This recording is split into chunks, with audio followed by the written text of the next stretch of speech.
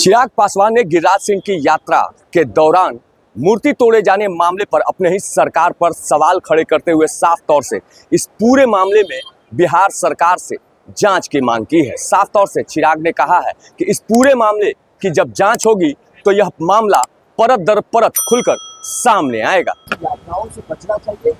जांच का विषय है, इस यात्रा के कारण हुआ है या किस कारण हुआ है, बट जो भी ऐसे असामाजिक तत्व है कार्रवाई उस पर जरूर होगी। अब ये उसका रिएक्शन है नहीं है, पर जिस तरीके से ये हमला हुआ है ये चिंता की बात जरूर है। केंद्र सरकार की भी नज़र इसके ऊपर है, पर जिस तरीके से नई सरकार के गठन के तुरंत बाद इस तरीके की घटनाएं वापस से शुरू हुई हैं, ये कहीं ना कहीं सवाल खड़े करती है। मुझे लगता है राज्य सरकार की भी ये जिम्मेदारी है कि इन बातों को गंभीरता से लेते हुए इस बात को सुनिश्चित करें। एक लंबे समय तक जब केंद्र के शासन वहाँ पर कार्य को देखा जा रहा था, इस तरीके की घटनाओं में पूरी तरीके से रोक लग गई।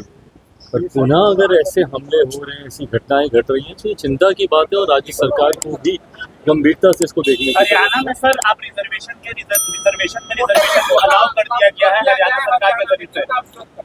देखिए, भारत का संघीय ढांचा है, राज्य सरकारों के पास भी अपने अधिकार है, पर जहाँ तक रही बात इस विषय की, पहले ही लोक जनशक्ति पार्टी रामविलास इस बात को स्पष्ट कर चुकी है कि हमारी पार्टी की नीति इस सोच को लेकर एकदम स्पष्ट है। हम लोग नहीं समर्थन करते हैं इस बात। मुझे लगता है जाति की नहीं जमात की बात होनी चाहिए, और ख़ास तौर पर जब आप अनुसूचित जाति का जब आप जिक्र करते हैं जिसका आधार छुआछूत रहा है, अनटचेबिलिटी रहा है, जब तक ये मानसिकता कुछ ऐसे असामाजिक तत्वों की जो आज भी छुआछूत के आधार पर भेदभाव की भावना रखते हैं, ऐसे में फर्दर बाइफर्केशन सब क्लासिफिकेशन अगर इस तरीके से अगर होता है तो इससे कहीं ना कहीं जो हक है, जो अधिकार हैं इस पूरी जमात के, अनुसूचित जाति के, उसमें कहीं ना कहीं बाधाएं और ज़्यादा बढ़ेंगी,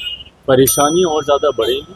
तो इस वर्गीकरण की का समर्थन लोक जनशक्ति पार्टी रामविलास नहीं करती। जाहिर सी बात है कि चिराग ने हरियाणा कोटे का विरोध करते हुए साफ तौर से कहा है कि उनका दल कभी इसका समर्थन नहीं करता। नीरज त्रिपाठी, न्यूज़ 24, पटना।